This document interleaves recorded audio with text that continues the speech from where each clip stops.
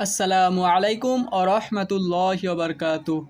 বিসমিল্লাহির রহমানির রহিম। শুরু হচ্ছে গাজীর ঘোড়া অধ্যায়ের অষ্টম পর্ব। তুর্কিদের স্বর্ণযুগের সূচনা হয় সুলতান মুরাদের আমলে।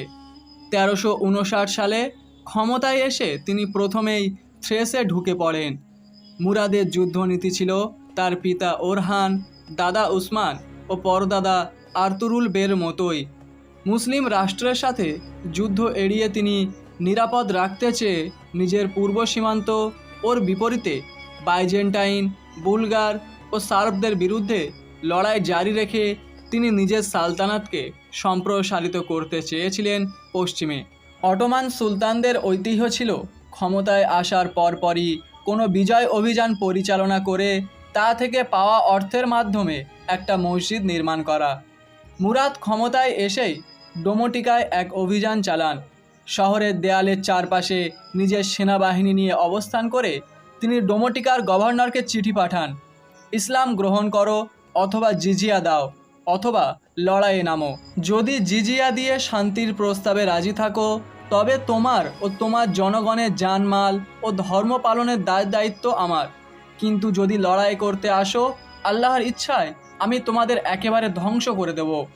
ডোমেটিকার চর্লু দুর্গে থাকা কয়েক হাজার রোমান সেনা কঠিন প্রতিজ্ঞা নিয়ে লড়াই শুরু করে, কিন্তু কয়েকদিনের মাথাতেই তাদের প্রতিরোধ চুরমার করে অটোমানরা দুর্গ জয় করে নেয়। দুর্গ জয়ের পর অটোমান কমান্ডার লালা শাহিন পাশা এক কঠিন সিদ্ধান্ত নেন। বন্দি 3000 রোমান সেনার সবাইকে একে একে হত্যা করা হয়। এর ঠিক পরপরই আরেক অভিযানে বাইজেন্টাইন সাম্রাজ্যের দ্বিতীয় বৃহত্তম শহর আড্রিয়ানোপল জয় করে নেন শাহিন পাশা। আড্রিয়ানোপলের রোমান গভর্নর তুর্কিরা এসেছে শুনে ভয়ে নদীপথে পালিয়ে যান। এতে ইউরোপে ব্যাপকভাবে তুর্কিদেরকে নিয়ে ভয় শুরু হয়। ইউরোপের জমিন এ সময় যেন তুর্কিদের ঘোড়ার খুরের আওয়াজ শোনার জন্য তৈরি হচ্ছিল। কিন্তু নতুন সুলতান অনুভব করলেন তার সালতানাত এখনও ইউরোপে খুঁটি গেড়ে বসার জন্য যথেষ্ট শক্তিশালী নয়।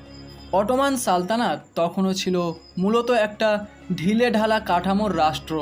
কাগজে কলমে সবাই সুলতানের অধীন হলেও কার্যত সুলতানকে বড় বড় গোত্রের বিভিন্ন গাজী দলনেতা এবং সাবেক সেলজুক সালতানাতের প্রভাবশালী পরিবারগুলোর ওপর নির্ভর করতে হতো। অটোমান বাহিনীর প্রায় পুরোটাই গঠিত ছিল গাজী লাইট ক্যাভালরিদের নিয়ে। তারা যতটা না সুলতানের প্রতি অনুগত ছিল তার চেয়ে অনেক বেশি অনুগত ছিল নিজ নিজ বের প্রতি। একজন বে নিজের গোষ্ঠীতে ছিলেন অত্যন্ত শক্তিশালী, কিন্তু রাজনীতিতে তারা অনুনেমেই। অটোমান সালতানাত ছাড়াও তখন আনাতোলিয়াতে প্রায় ডজন খানেক আমিরাত ছিল। এই গাজী বেরা বেশিরভাগ সময়ে অটোমান সুলতানের অনুগত থাকলেও সুবিধামতো যে কোনো আমিরাতের বাহিনীতে যোগ দিয়ে দলবদল করতে তাদের অনেকেই পারদর্শী ছিলেন। রাষ্ট্র নিয়ে এই যাযাবরদের অনেকেরই কোনো মাথা ব্যথা ছিল না, তারা বরং নিজেদের স্বার্থ নিয়েই বেশি ব্যস্ত থাকতেন। মুরাদের পূর্বপুরুষ ওসমান, ওরহানকেও এই সমস্যাগুলোকে মোকাবেলা করতে হয়েছে, কিন্তু তাদের প্রতিপক্ষ আর মুরাদের প্রতিপক্ষ এক ছিল না। উসমান আর ওরহানের লড়াই করেছেন ক্ষয়িষ্ণু বাইজেন্টাইন সাম্রাজ্যের বিরুদ্ধে নিজেদের পরিচিতি ভূমি আনাতোলিয়ায়। বিপরীতে মুরাদকে লড়তে হচ্ছিল ইউরোপের মাটিতে।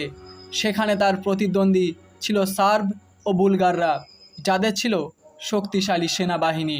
মুরাদকে তাই একটা নতুন কেন্দ্রীয় সরকার ব্যবস্থা গঠনের কাজে হাত লাগাতে হলো। 100 বছর আগের আর্তুরুল বে আর হালিমা সুলতানের হাতে গড়া ছোট্ট বেইলিটাকে মুরাদ সাম্রাজ্যে পরিণত করার সিদ্ধান্ত নিলেন। রাষ্ট্র বা সাম্রাজ্য যেটাই হোক, তার 1 নম্বর উপাদান হলো ভূমি। একটা সাম্রাজ্য বিপুল পরিমাণ ভূমির উপর নিয়ন্ত্রণ প্রতিষ্ঠা করে। এর ফলে এসব ভূমির উপর নির্ভরশীল জনগোষ্ঠী স্বয়ংক্রিয়ভাবেই ওই সাম্রাজ্যের প্রজাতে পরিণত হয়। মুরাদ তাই প্রথমেই সালতানাতের ভূমি বন্টনের দিকে নজর দিলেন। অটোমান সালতানাতের বিভিন্ন আনাচে কানাচে ছড়িয়ে থাকা জমির জরিপ করে ফেলল মুরাদের জরিপকারীরা। যেহেতু আইনগতভাবে সালতানাতের যুদ্ধ করে জয় করা সমস্ত জমির মালিক ছিলেন সুলতান, তাই তিনি সিদ্ধান্ত নিলেন এসব জমি শুধু তাদেরই দেওয়া হবে যারা সালতানাতের প্রতি নিঃশর্তভাবে অনুগত। জরিপের কাজ শেষ হবার পর মুরাদের প্রধান উজির খায়রুদ্দিন খালিল পাশা সালতানাতের সমস্ত জমিকে 3 ভাগে ভাগ করলেন। 1. যেসব জমি যুদ্ধ করে জয় করা হয়েছে। 2. যেসব জমি আগে থেকেই ব্যক্তি মালিকানায় ছিল এবং এখনও আছে। 3. যেসব জমি বিভিন্ন ধর্মীয় বা জনকল্যাণকর প্রতিষ্ঠানে ওয়াকফ করা হয়েছে। প্রথম 2 রকমের জমির আলাদাভাবে জরিপ করা হলো। ব্যক্তি মালিকানার জমির ওপর নির্দিষ্ট পরিমাণ খারাজ বসানো হলো। যুদ্ধলব্ধ জমি বন্টন করা হলো এমন সব লোকদের কাছে যারা সাহসী এবং যুদ্ধের ময়দানে সুলতানের সাথে লড়াই করতে প্রতিজ্ঞাবদ্ধ। এরা ছিল শক্তিশালী ও দক্ষ ঘোড়সওয়ার। যুদ্ধলব্ধ জমিকে 3 শ্রেণীতে ভাগ করা হলো। যেসব জমির বার্ষিক আয় 5,000 আকচে থেকে 20,000 আকচে তাদের বলা হতো তিমার। যেসব জমির বার্ষিক আয় 20,000 আকচে থেকে 1 লাখ আকচের মধ্যে তাদের বলা হতো জিয়ামাত।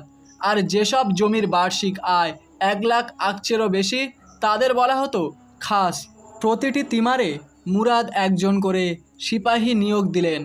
সিপাহীর কাজ ছিল যুদ্ধের সময় নিজের ঘোড়া ও অস্ত্রের খরচ বহন করা এবং নিজের সাথে তিমারের আকার অনুযায়ী লোকবল নিয়ে আসা যারা যুদ্ধে অংশ নিতে প্রস্তুত। সিপাহী সুলতানের পক্ষ থেকে তিমারের শান্তি শৃঙ্খলার কাজ দেখাশোনা করবে এবং তিমার থেকে সুলতানের পক্ষে কর আদায় করবে।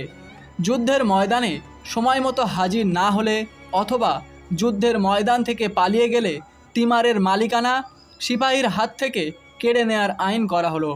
এতে করে কাপুরুষ ও ধান্দাবাজ শ্রেণীর লোকজন জমির মালিক হওয়ার ঝুঁকি নেওয়া থেকে দূরে রইল। এই ভূমি বন্টনের ফলে সুলতান মুরাদ পেলেন এমন একদল যোদ্ধা যারা ছিল সালতানাতের প্রতি গভীরভাবে অনুগত, কিন্তু এদের সংখ্যা তেমন বেশি ছিল না। এছাড়া এরা সবাই ছিল ঘোড়সওয়ার। তাই মুরাদকে পদাতিক বাহিনী তৈরির দিকেও নজর দিতে হলো। এজন্য মুরাদ আইন করলেন প্রতিটি গ্রামে, নগরে ও শহরে প্রতি 40 ঘর মুসলিমের মধ্য থেকে অন্তত একজন যুবককে লড়াইয়ে পাঠানো বাধ্যতামূলক।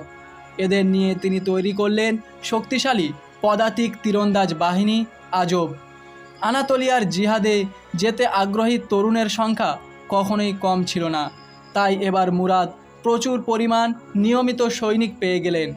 আজবরা ছিল সাহসী ও দক্ষ তীরন্দাজ। তাদের নিয়োগ করা হতো ময়দানের সবচেয়ে বিপজ্জনক অংশ, যেদিক দিয়ে শত্রু আক্রমণ করার সম্ভাবনা সবচেয়ে বেশি সেখানে। তাই তাদের প্রাণহানির সম্ভাবনাও ছিল খুবই বেশি। যেখানে ঝুঁকি বেশি সেখানে পুরস্কারও বেশি।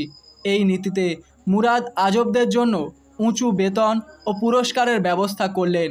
সেই সাথে তাদের জমির করও মকুফ করে দিলেন। উসমান গাজীর 4,000 আকিঞ্জিকে 20,000-এ পরিণত করেছিলেন তার ছেলে ওরহান। সেই সাথে গোড়াপত্তন করেছিলেন 2টি অনিয়মিত বাহিনী, ইয়া ও মুসাল্লেমের।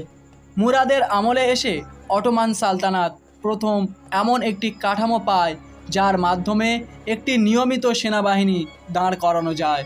মুরাদ যখন নতুন সেনাবাহিনী তৈরি করছিলেন তখন অটোমানদের শত্রুরাও বসেছিল না।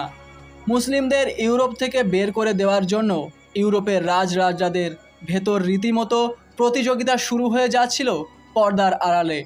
সার্বিয়া, বসনিয়ার রাজা, হাঙ্গেরির সম্রাট লুইস দ্য গ্রেট আর বাইজেন্টাইন কাইজারের মধ্যে চলছিল জোর কূটনীতি। শেষমেশ এই কূটনীতিতে যোগ দিলেন স্বয়ং পোপ। উত্তর দিক থেকে ঝড় আসছে। 60 বছর পর আবার ফিরে আসছে ক্রুসেড। ইউরোপ থেকে তুর্কি তাড়ানোর এই লড়াইয়ে প্রথম যিনি ময়দানে নামলেন তিনি হলেন সার্বিয়ার লাজার ভুকাসিন।